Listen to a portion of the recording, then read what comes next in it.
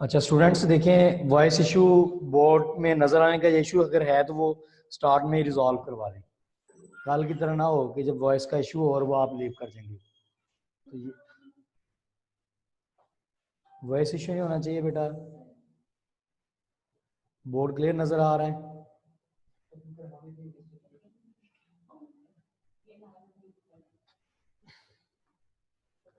अच्छा बेटा, ये रेसिप्रोकल इक्वेशन के बारे में कल पढ़ा था, जिससे रेलेवेंट थे एक्सरसाइज का क्वेश्चन नंबर 10 और question number 11।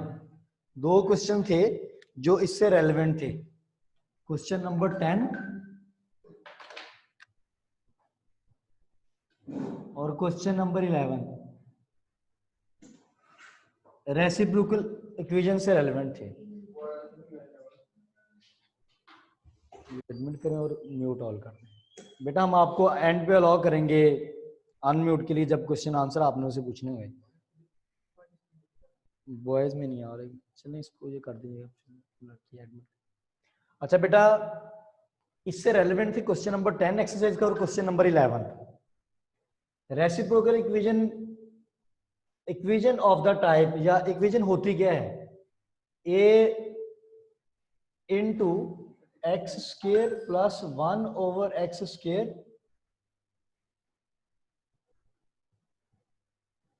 Into plus b into x plus 1 over x plus c is equal to 0। ये भी याद रखने का कि बेस्ट वे है।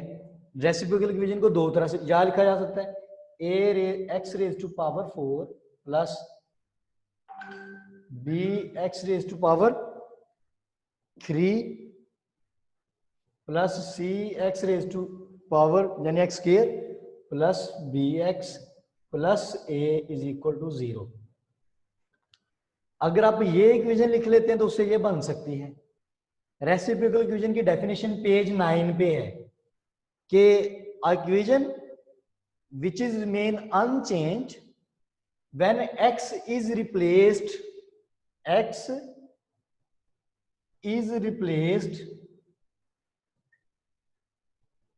by 1 by x। x को कैसे रिप्लेस किया जाए? अगर x को 1 by x से रिप्लेस किया जाए तो इसको कोई फर्क ना पड़े। ये पहली इसकी जो फॉर्म है ना, ए एक्स रेज टू पावर 4, ये दोबारा वही बन जाएगी अगर आप इसमें x को किससे रिप्लेस कर दें? 1 by x से रिप्लेस कर दें। अब ये देखें, अगर आप इसको देखें, इसको याद रखने का बेस्ट वे क्या है? आपको आपने पहले लेक्चर में पढ़ा था स्टैंडर्ड और quadratic equation, standard form of the quadratic equation, जिसे जनरल फॉर्म भी कहते हैं, जिसमें मैंने बताया था ये बोर्ड के पेपर में शॉर्ट आता है। स्टैंडर्ड फॉर्म क्या थी? A x square plus b x plus c is equal to 0। अब इसमें देखें a के साथ एक्स स्क्वायर है तो a के साथ आपने x square plus 1 over x square रखा, एक क्लू। दूसरा आपको क्या है, इंडिकेशन, हेल्प मिलेगी इक्वेशन को याद रखने में। b के साथ x है, b के साथ क्या लिखा आपने? x plus 1 by x plus c. ये क्वाड्रेटिक, हमने इसको रिड्यूस करके भी किस में लेके जाना होता है? क्वाड्रेटिक में लेके जाना होता है। तो अब आप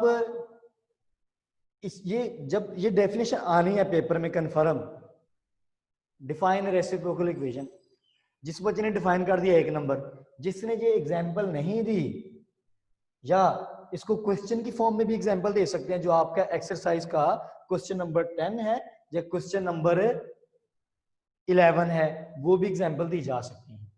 तो ये कल का हमारा टॉपिक था। तो क्वेश्चन नंबर 10 और क्वेश्चन नंबर 11 मैंने कहा था आप लोगों ने खुद करना है। अगर कोई प्रॉब्लम हुआ तो आप वो डिस्कस कर सकते हैं। मैं आज आप लोगों को जो क्वेश्चन नंबर नेक्स्ट है ना, 12, 13, 14, ये जो 3 क्वेश्चंस है ना, ये एक्सपोनेंशियल इक्वेशन से रेलेवेंट है। तीनों सेम कैटेगरीज के हैं। इनमें अगर एक करते हैं तो तीनों क्वेश्चंस हो जाते हैं। और जो लास्ट वन है 16, 15 और 16, ये दोनों सेम कैटेगरीज के क्वेश्चन है। इनमें से एक करते हैं तो एक आप आराम से कर सकते हैं। ये जो 15, 16 वाला क्वेश्चन है, बुक पे देखिएगा पेज नंबर 12 पे, ये बेटा फर्स्ट ईयर लेवल के क्वेश्चन है वो, ठीक है, ये जो एक्सरसाइज है ये फर्स्ट ईयर में उन्होंने इसको अब इम्प्रूव किया आपके मैथमेटिक्स को, फर्स्ट ईयर में इससे रेलेवेंट क्वेश्चंस हैं, एक्सरसाइजेस हैं। तो ये मैं रेज करने लगा हूँ, एग्जाम्पल आपने याद रखनी है। हाँ, इसको अगर देखा जाए ना, ये मैं आपको बता दूं, आपने अपने तौर पे करना है वेरिफिकेशन के लिए। ये अगर मैं इसको अंदर मल्टीप्लाई करवा दूं, ए को इसके साथ भी, इसके साथ भी, बी को इसके साथ भी, इसके साथ भी, अगर नीचे देखा जाए सबसे बड़ा डिनोमिनेटर क्या है, x raise to power x square है, तो सारे इक्वेशन को किससे मल्टीप्लाई करवा देना है, एक्स स्क्वायर से करवा देना। जैसे आप एक्स स्क्वायर से मल्टीप्लाई करवाएंगे ना बेटा, ये ऑटोमेटिकली ये दूसरी फॉर्म भी बन जाएगी, यानी a x square plus b x plus c x square plus ये भी इससे बन जाएगी, यानी मैं इसी से ये बना सकता हूँ। ठीक हो गया। या फिर इसकी वेरिफिकेशन चेक करनी हो तो इस इक्वेशन में x को 1/x से रिप्लेस करें, जो काम हमने कल किया था लास्ट टाइम, रिप्लेस करें, सॉल्व करें, तो ये दोबारा इसके कोई फर्क नहीं पड़ेगा, यही फॉर्म दोबारा बन जाएगी। इसीलिए इसको क्या कहते हैं, रेसिप्रोकल इक्वेशन कहते हैं। ठीक है बेटा। अब रेसिप्रोकल इक्वेशन से रेलेवेंट क्या है, क्वेश्चन नंबर 10 है और क्वेश्चन नंबर 11 है, दो क्वेश्चन हैं और दोनों क्वेश्चन इंपॉर्टेंट हैं, 10 और 11। ये आप लोगों ने खुद करने हैं। हाँ, अगर इन केस किसी ने सॉल्व किया और उसका इशू आया, वो मुझसे डिस्कस कर ले, अपना लिखे भी क्वेश्चन। ठीक है, ये मैं रेज करने लगा हूं। हम जा रहे हैं बेटा नेक्स्ट टाइप, एक्सपोनेंशियल इक्वेशन की तरफ जा रहे हैं, जिससे रेलेवेंट क्वेश्चन नंबर 13, 12, 13 और 14 है। ये मैं रेज कर रहा हूं बेटा। ये था अबाउट रेसिप्रोकल इक्वेशन। तो आपको क्लू बताया था, इंडिकेशन बताई थी, आप इसको किस तरह से याद रखने में आपको हेल्प हो सकती है क्वाड्रेटिक इक्वेशन में। तो हम जा रहे हैं अब नेक्स्ट एक्सपोनेंशियल इक्वेशन में। एक्सपोनेंशियल इक्वेशन जो है बेटा, ये पेज 10 पे जाएंगे आप एक्सपोनेंशियल इक्वेशन के लिए।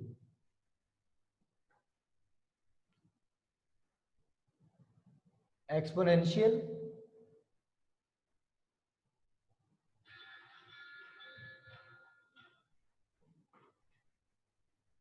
पेज 12, बुक का पेज 12 होगा। इससे रेलेवेंट क्वेश्चंस कौन कौन से इससे रेलेवेंट हैं, इससे रेलेवेंट जो क्वेश्चंस है ना बेटा, वो हैं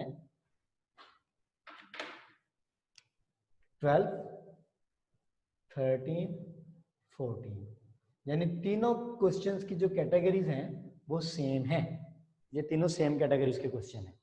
अब इसमें से देखें,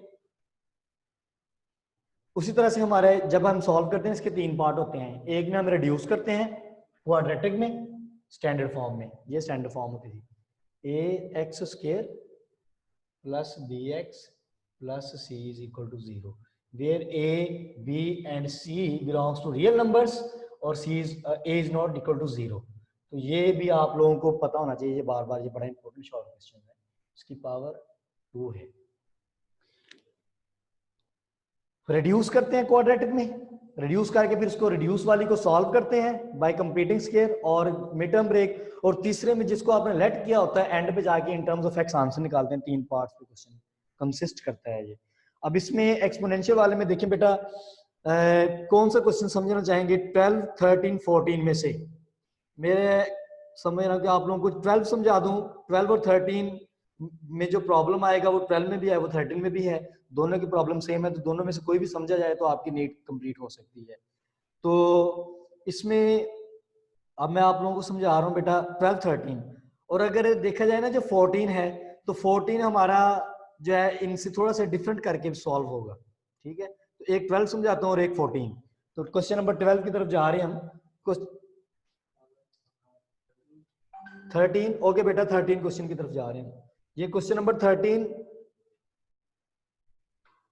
की स्टेटमेंट लिखने लगा हूं। 3 raise to power 2x plus 2 is equal to 12 into 3 raise to power x minus 3। इसको हम सॉल्व करेंगे। आपने यहाँ पे एक्सपोनेंशियल इक्वेशन की डेफिनेशन कहां से देखनी है, पेज 12 से। होती क्या है, exponential equations are those equations in which variable appear in exponent, यानी वेरिएबल पावर में आ जाए। जैसे मैं ये छोटी सी आपको एग्जांपल दे सकता हूं, a raise to power x is equal to y, यानी अब जो वेरिएबल x था वो किसके आ गया, कांस्टेंट की पावर में आ गया। जिस इक्वेशन में वेरिएबल पावर में आ जाएं उसको कहते हैं एक्सपोनेंशियल इक्वेशन। अब ये इसमें देखा जाए तो वेरिएबल पावर्स में है ना, इसीलिए इसको एक्सपोनेंशियल इक्वेशन कहते हैं। अब बेटा क्वेश्चंस को सॉल्व करने की तरफ जाते हैं। पहले हम रिड्यूस करेंगे। रिड्यूस करने का मेथड है कि जो x की छोटी पावर होगी ना उसको y के लेट करेंगे, फिर दोनों तरफ उसका स्क्वायर लेंगे तो दूसरी टर्म बननी चाहिए। लेकिन इसमें एक प्रॉब्लम है, इसमें एक प्रॉब्लम जो है, और एक जो इसमें प्रॉब्लम है वो ये है कि 3 की पावर में क्या है 2x plus 2, 3 raise to power 2x plus 2, ये प्रॉब्लम है इसमें। इस प्रॉब्लम को ओवरकम कैसे करेंगे? अगर आप लोगों को पता हो बेटा, आप लोगों ने लॉज ऑफ एक्सपोनेंट में पढ़ा था, ये समझाने के लिए मैं लिख रहा हूं आप लोगों के लिए कि अगर बेस एक जैसे हो, इसकी पावर में लिखता हूं मैं x, इसकी पावर में लिखता हूं 2, तो बेस एक हो जाता है और पावर्स में क्या हो जाती हैं, ऐड हो जाती हैं। अगर बेस एक जैसे हो तो पावर्स ऐड हो जाती हैं, लॉज ऑफ एक्सपोनेंट्स में पढ़ा होगा। तो अब इसमें पावर्स ऑलरेडी ऐड हैं, अगर ऐड हैं तो हमें क्या करना पड़ेगा, इसका मतलब है कि इसकी 2x को अलग कर दें और 3 की पावर में 2 अलग कर दें। आपने बेस 2x का बेस अलग कर दिया और 2 का बेस अलग कर दिया, और उनको बेस कॉमन था, 3 बेस दोनों का, ये 3 बेस है। अब ये 12 है, 12 into 3 raise to power x minus 3। अब इसमें हमारा जिसमें वेरिएबल जिसको हमने वायलेट करना है, रिड्यूस करना है ना, वो बेटा देखें बड़ा क्लियर है, 3 रेज टू पावर x है और इधर 3 रेज टू पावर 2x है। तो हम जो 3 रेज टू पावर x है इसको लेट करेंगे y, let 3 raise to power x is equal to y। Let किया, लेट करने के बाद आप क्या करते थे बेटा, दोनों साइड पे स्क्वायर लेते हैं। हाँ जी जी, स्प्लिट किया हमने बेटा, हमने क्या किया है, इसको स्प्लिट किया है, वापस गए हैं हम। पहले दिन बेस एक जैसे तो पावर्स ऐड हो जाती है, जैसे समझाने के लिए लिखा मैंने, और अगर ऐड हुई है तो हम उसको दोबारा स्प्लिट करके ऊपर लेके जा सकते हैं। तो पावर के ऊपर पावर हो तो क्या हो जाती है आपस में, multiply. 3 raise to power 2x is equal to y। जब आप इस तरह से लेटिंग करते हैं ना, लेट करते हैं, इसको y किया, ये आपका बना 1 और ये आपकी बनी इक्वेशन 2। ये बड़ी काम आएंगी एंड पे सेकंड पार्ट की तरफ जाने में। अब देखें, इसको आपने y लेट किया तो जो दूसरी टर्म थी ना उसके अंदर वो ऑटोमेटिकली y स्क्वायर बन जाएगी। दूसरी टर्म ऑटोमेटिकली क्या बन जाएगी, y स्क्वायर बन जाएगी। ये y स्क्वायर, तो दूसरी टर्म भी क्या बन गई, y स्क्वायर। तो अब आप इस इक्वेशन में इसको मैं नाम देता हूं a का, इसका नाम देता हूं a का, कि from 1 and 2 equation a reduces, यानी हमारा फर्स्ट स्टेप कंप्लीट हुआ है, फर्स्ट पार्ट कंप्लीट हुआ है क्वेश्चन का, रिड्यूस करने वाला। तो अब हम इसको रिड्यूस करने लगे।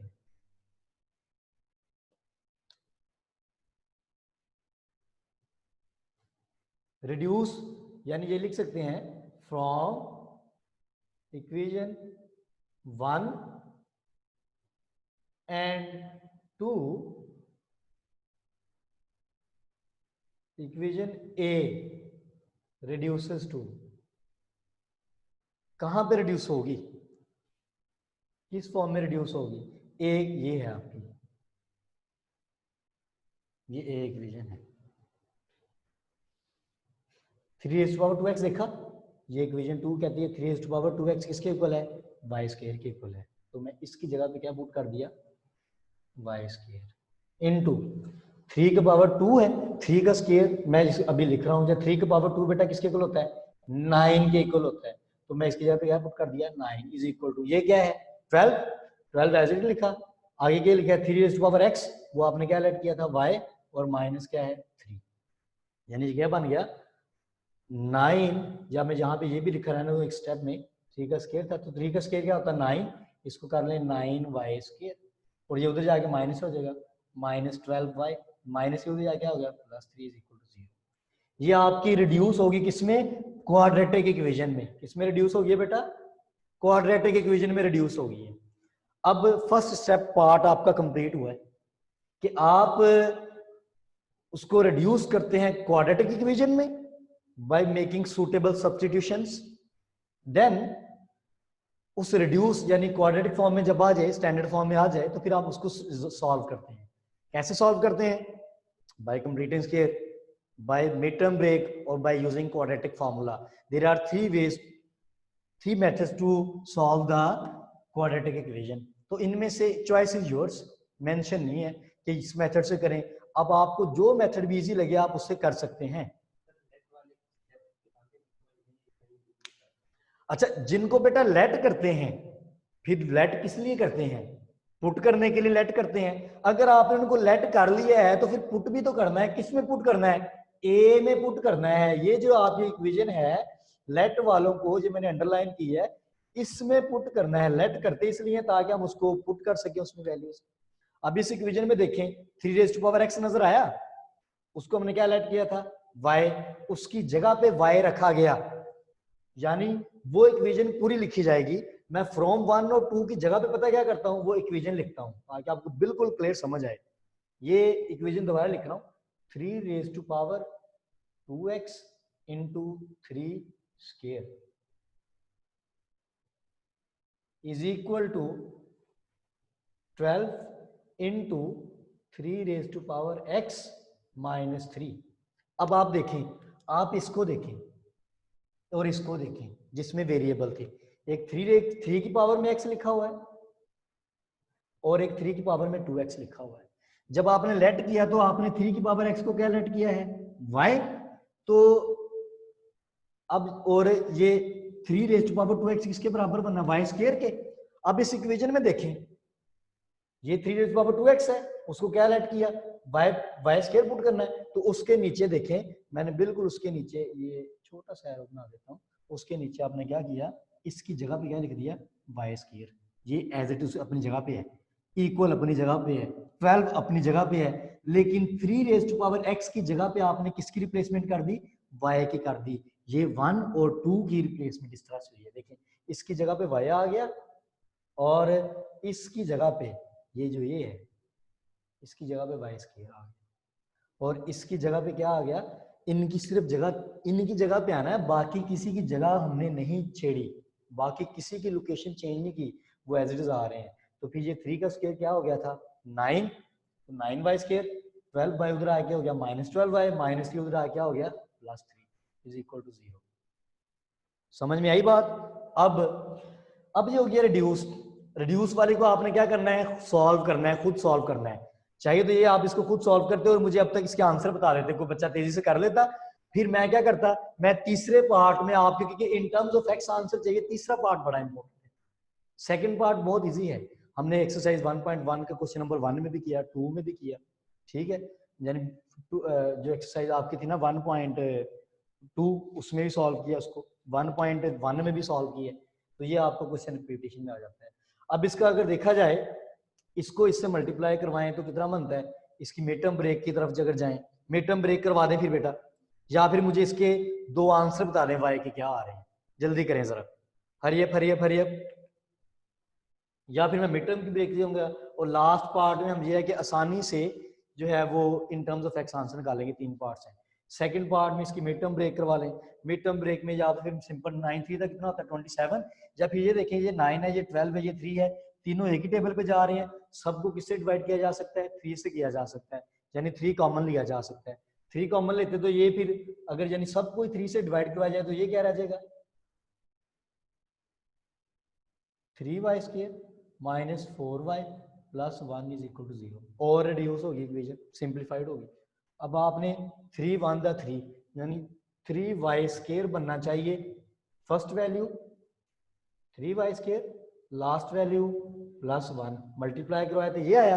अब फैक्टर ऐसे ढूंढने हैं जिनको मल्टीप्लाई करवाने से ये चीज बने, मल्टीप्लाई करवाने से ये चीज बने, और ऐड करने से क्या बनना चाहिए? -4y। ये 2 कंडीशन, ये फर्स्ट कंडीशन होगी और ये आपकी सेकंड कंडीशन होगी। हमने ये कंडीशंस पूरी करनी है विद हेल्प ऑफ फैक्टर्स। मैंने कहा 3 1 3 3 के टेबल में 3 और 1 ही फैक्टर बनेंगे। 3y square minus 3y minus y, minus 3y और माइनस y ऐड करें क्या बन गया? -4y। सेकंड कंडीशन फुलफिल होगी। फर्स्ट कंडीशन के लिए क्या करेंगे? -3y और -y को मल्टीप्लाई करेंगे तो क्या बनेगा? प्लस का 3y square. First condition satisfy होगी, दोनों कंडीशन सेटिस्फाई होगी तो इसका मतलब फैक्टर सही है, इसलिए मैंने ये मिड टर्म ब्रेक कर दिया 0। अब इन दोनों में से कौन सी चीज कॉमन आएगी? इन दोनों में से कौन सी चीज कॉमन आएगी? 3y कॉमन आ गया, अंदर क्या रह गया y-1, माइनस कुछ भी कॉमन नहीं आ रहा तो क्या कॉमन होगा फिर -1, क्योंकि 1 हर किसी का कोफिशिएंट होता है। y जिसका साइन चूंकि माइनस कॉमन लिया तो अंदर साइन चेंज हो जाएगा, इज इक्वल टू 0। तो यहाँ पे बन गया 3y-1, 1 कॉमन आ गया और आगे क्या रह जाएगा बीच में 3y-1 रह जाएगा। ये कंडीशंस मैंने आपको बार बार मिड टर्म ब्रेकिंग की कंडीशन समझा रहा हूं जो कि एक्सरसाइज 1.1 में भी समझाई। अब इसमें क्या कॉमन आया y-1, अंदर क्या रह जाएगा, अंदर रह जाएगा 3y-1 इज इक्वल टू 0। यहां से दो आंसर निकलेंगे हमारे y के। यहां तक बेटा सबको नजर आ रहा है? मैं इसको फिर जरा ऊपर लिख लेता हूं ताकि देखिएगा, बोर्ड को देखिएगा जरा, जहां तक नजर आ रहा है मैं वहां तक लिखूंगा।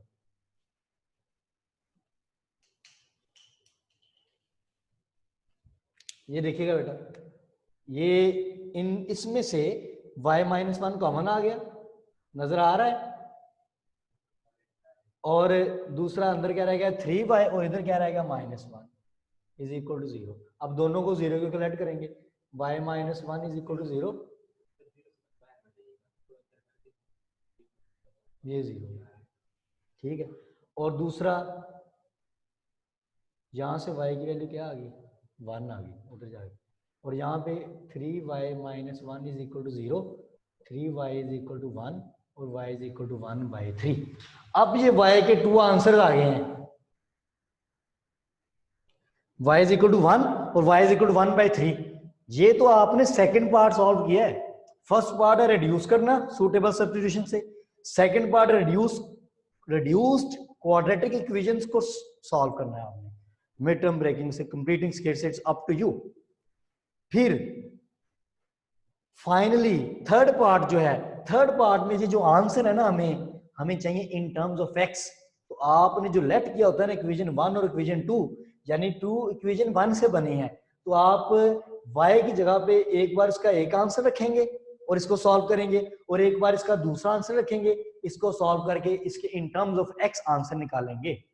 अब मैं पुट करने लगा हूं from equation 1, from equation 1 equation थी क्या 3 raise to power x is equal to y, 3 raise to power x is equal to y, और y की जगह पे आप क्या रखने लगे हम y का आंसर, y की जगह पे क्या रखेंगे 1, तो आप करें 3 raise to power x is equal to क्या रखा 1।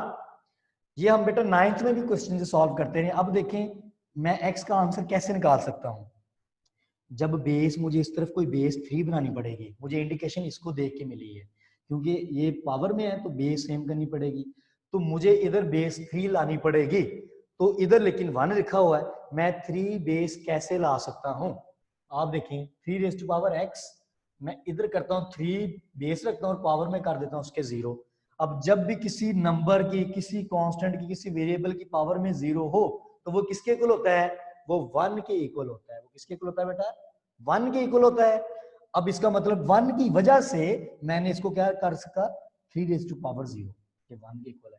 बेस से सेम होगी, बेस से जो सेम इसलिए करते हैं ताकि वो रह जाए, और x आपका डायरेक्ट किसके इक्वल आ गया 0 के इक्वल आ गया, यानी एक आपकी x की वैल्यू क्या आ गई बेटा 0 आ गई। अब इसी तरह से सेम आप इसका y की दूसरी वैल्यू लेट करेंगे, इसमें पुट करेंगे 3 raise to power x is equal to y था, अब ये 3 raise to power x y की जगह पे क्या रखा गया 1/3, y की सेकंड वैल्यू 1/3। अब हम इसको भी सॉल्व करना चाहते हैं, अब ये 1/3, अब इसको सॉल्व करने के मेथड जो है ना वो मल्टीपल्स हैं। अगर आपको लॉग्स का कंसेप्ट पता है वो आप यूटिलाइज करते हैं, जो भी आपका प्रीवियस नॉलेज है इसको सॉल्यूशन में आप यूटिलाइज कर सकते हैं। अब देखिए ये ऑलरेडी 3 तो है, हम करते हैं 3 को ऊपर ले आते हैं, 3 रेज़ टू पावर x, इसको ऊपर लेके आएंगे तो 3 की पावर क्या हो जाएगी -1, 3 की पावर क्या हो जाएगी -1। अब देखिए बेस सेम हो गए तो पावर्स भी आपस में सेम होंगी, तो x इज इक्वल टू क्या आ जाएगा बेटा, हम बेस इसलिए सेम करते हैं अगर दोनों तरफ बेस सेम हो जाए तो पावर्स भी सेम हो जाती हैं, तो वो हमें पावर की चूंकि वेरिएबल था उसकी हमें वैल्यू रिक्वायर्ड थी, वो हमने कैलकुलेट कर। फिर अब देखें 3 ऊपर जाके क्या हुआ -1, तो आपने कहा बेसिस सेम होगी तो पावर्स भी सेम होंगी, which implies that x is equal to -1। तो ये जो है आपके आंसर, एक 0 है और एक क्या है -1। तो आपका जो सोल्यूशन सेट बना S.S, वो बेटा जिनको नजर नहीं आया वो खुद बना लें, 0 और -1 होगा। सोल्यूशन क्या होगा बेटा, 0, सोल्यूशन सेट होगा 0 और -1।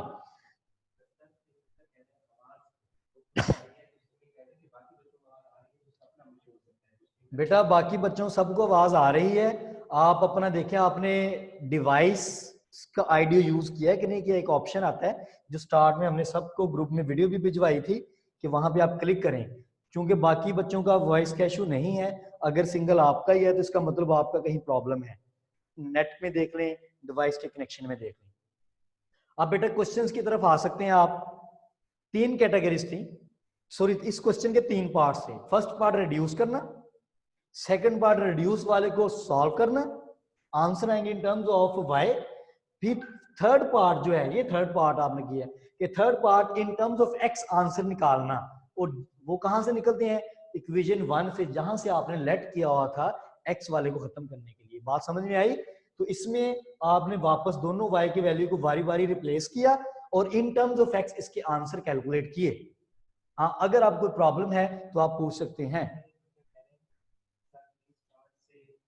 स्टार्ट से बेटा चलो मैं आपको ये लिखा हुआ क्वेश्चन रिवाइज करवा देता हूं, लेकिन कोशिश किया करें, सर एडमिट कीजिए बच्चों, कोशिश कीजिए करें बेटा, जब लेक्चर स्टार्ट होता है स्टार्ट में आप मैच हो, ये मैथमेटिक्स है, मैथमेटिक्स में अगर आप पीछे रह गए तो आगे आपको कुछ समझ आएगा नथिंग, कुछ भी नहीं समझ आएगा, तो आपका आने का कोई फायदा नहीं होगा। ठीक है, ओके 10 मिनट्स हैं। अच्छा अब बेटा मैं ये क्वेश्चन रिपीट करने लगा हूं, इंपॉर्टेंट है, इंटर लेवल का क्वेश्चन है ये। जो पीछे था वो भी इंटर लेवल का था, जो इसके बाद हमारे लास्ट 2 क्वेश्चन रह जाएंगे, एक रह जाएगा 15 और एक रह जाएगा 16। दोनों की कैटेगरी भी सेम है, सेम कैटेगरीज के हैं। हमने इन इस एक्सरसाइज को कैटेगरीज में किया है कि किस टाइप की क्वेश्चन की क्वेश्चन है, किससे रेलेवेंट है, उनके पार्ट्स हैं, उनमें से एक एक करते गए हैं, बाकी आप लोग करते गए। तो ये भी इंटर लेवल के क्वेश्चन है। अब ये जो है ना 12 मैंने 13 क्वेश्चन करवाया था, इसको मैं दोबारा समझाने लगा हूं। इसको कहते हैं एक्सपोनेंशियल इक्वेशन से रेलेवेंट है। क्यों एक्सपोनेंशियल? क्योंकि वेरिएबल पावर में आ गए हैं, इस वजह से ये डेफिनेशन होगी। पेज 12 पे डेफिनेशन लिखी हुई है। अब ये बेटा 3 की पावर में था 2x प्लस 2, इधर 3 की पावर में x है, तो हमें सिर्फ 3 स्प्लिट फॉर्म में चाहिए। 3 की पावर ऐड हुई है, अगर पावर में ऐड हुआ हो तो हम इसको स्प्लिट करके बेस इनके अलग अलग कर दिए, 2 को अलग कर दिया। दोबारा देखें, बेस सेम हो तो पावर्स ऐड होती हैं, ऐड थी, हमने बेस अलग अलग करके पावर्स को स्प्लिट कर दिया। ये फर्स्ट स्टेप किया हमने इसमें। अब हमें 3 की पावर x नजर आ रहा है इसमें और 3 की पावर 2x नजर आ रहा है। अब हम रिड्यूस की तरफ जाएंगे, फर्स्ट पार्ट की तरफ जा रहे हैं। हम इस इक्वेशन को रिड्यूस करना चाहते हैं क्वाड्रेटिक में, क्योंकि हमने सॉल्यूशन किसका सीखा अपने इंटर लेवल में, क्वाड्रेटिक इक्वेशंस का। क्वाड्रेटिक इक्वेशंस कौन सी होती हैं? जिसमें x की जब वेरिएबल की डिग्री 2 हो, जिसमें वेरिएबल की डिग्री क्या हो 2, तो हम इसको 2 डिग्री में लेके जाना चाहते हैं, सेकंड डिग्री इक्वेशन में लेना चाहते हैं। डिग्री जो हाईएस्ट पावर होती है किसी इक्वेशन में, उसको डिग्री कहते हैं। तो यानी हमने सॉल्व करने का सीखा, जिनकी हाईएस्ट पावर 2 है उनको डिसॉल्व करना, सॉल्व करना सीखा है। अब ये 3 पावर x था, मैंने इसको क्या लेट कर लिया, y लेट कर लिया। जब मैंने इसका दो स्केयर किया, दोनों साइड का स्केयर लिया, तो ये बन गया पावर के ऊपर पावर हो तो मल्टीप्लाई 3 की पावर 2x। यानी जो दूसरी टर्म होती है ना जो बड़े वाली है, वो ऑटोमेटिकली बननी चाहिए, स्केयर लेने से वो बननी चाहिए। अगर वो स्केयर लेने से बन रही है ना, तो समझ ले कि आपने सही लेट किया है। तो देखें ये y और दूसरा y स्केयर 3 ये इक्वेशन 1 का नाम दे दिया, इसको 2 का नाम दे दिया। और ये जो हमारी इक्वेशन हमने बनाई थी, इसको हमने किसका नाम दे दिया, a का नाम दे दिया। अब a वाली मैं दोबारा लिख रही इधर, इसलिए लिखी ताकि आपको उसको रिड्यूस करना आ जाए। 3 की पावर 2x में देखें ये इक्वेशन 2 बनी थी, y स्केयर लिखेंगे, 3 की पावर 2x को क्या लिखेंगे, y स्केयर।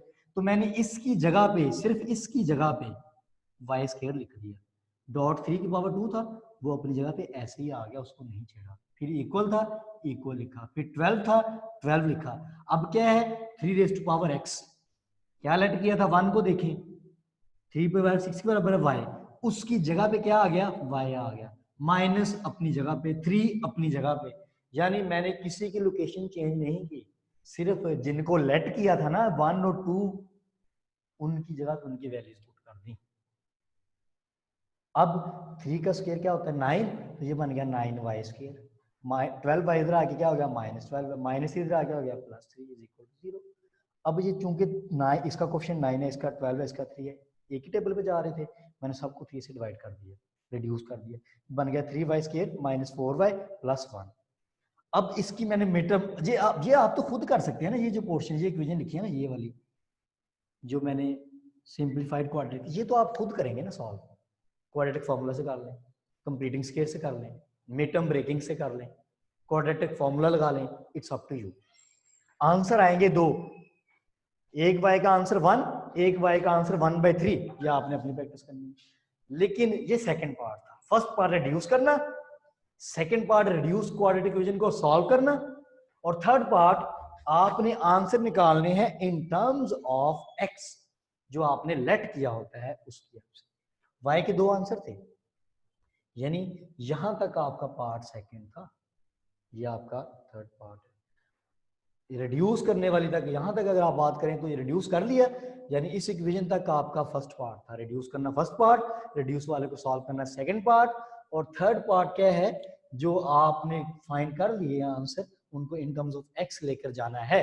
कैसे लेके जाएंगे, 3 raised to power x is equal to y, ये इक्वेशन 1, y की जगह एक बार क्या रखा 1, फिर एक बार क्या रखा 1/3, जब 1 रखा, चूंकि बेस 3 है तो हमें इधर भी बेस 3 चाहिए, तो हमने सोचा कि 1 कब आ सकता है, अगर मैं 3 बेस रखूं और ऊपर क्या कर दूं 0, वो तो किसी की पावर में भी 0 रखे 1 आ जाएगा, लेकिन हमने उसको क्या रखा 3 ही रखा, ठीक है। इसलिए बेटा 3 की पावर 0, ये बेसिस सेम, पावर्स भी सेम, x का एक आंसर 0 आ गया। फिर 3 की पावर x इधर 1/3 था, 3 को ऊपर ले गए, 3 की पावर -1, बेस ऑटोमेटिकली सेम थी, तो पावर्स भी सेम होंगी, x का आंसर -1, दोनों आंसर हो गए, एक 0 और एक -1 है, यही सॉल्यूशन सेट है आपका, ठीक है बेटा। तो क्वेश्चन आंसर अपने माइक अनम्यूट करके पूछ सकते हैं, ये 3 कैटेगरी एक्सपोनेंशियल भी देखनी है आपने और रेडिकल इक्वेशन भी देखनी है, हम आपको अलाउ कर रहे हैं, आप अनम्यूट करके हमसे पूछ सकते हैं, ये मैंने अलाउ कर दिया सबको। अब बेटा अब आप लोग पूछ सकते हैं क्वेश्चन, अपने माइक के थ्रू पूछ सकते हैं, मैसेजेस के थ्रू पूछ सकते हैं।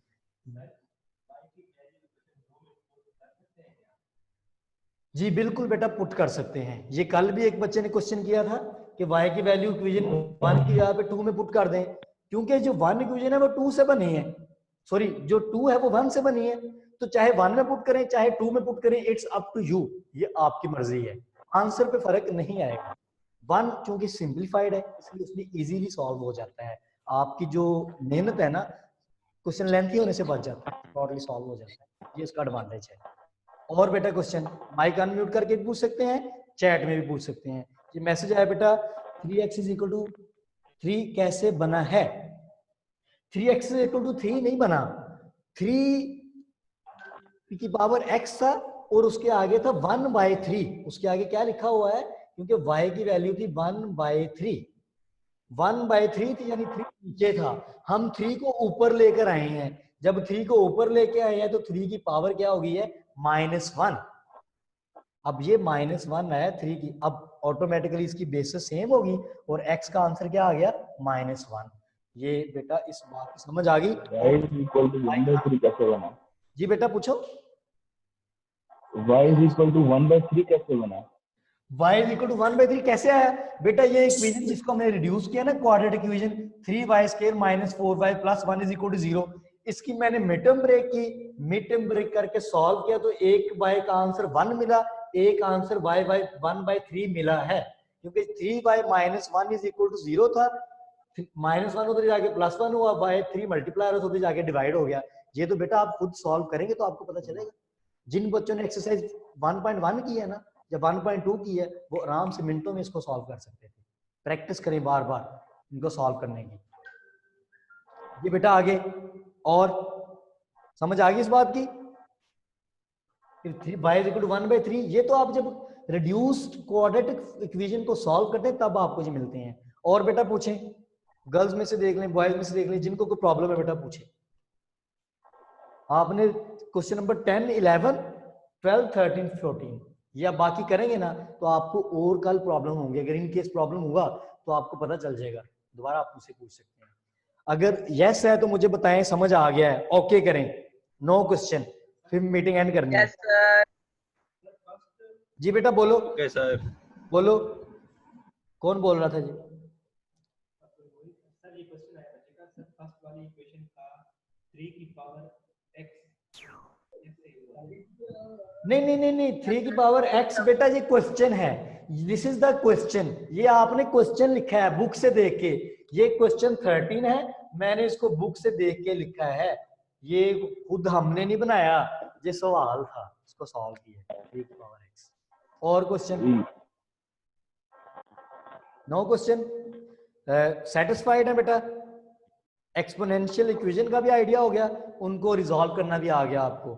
ये हमारा आज का टास्क था। वेरी गुड बेटा, जी हो गया, क्लियर है? और बेटा बॉयज की तरफ क्लियर है? बताएं मुझे, meeting goings to end. Yes sir. जी सर ठीक है, ओके हो गया। ओके बेटा, थैंक यू सो मच, अल्लाह हाफिज। अल्लाह हाफिज सर, टेक केयर।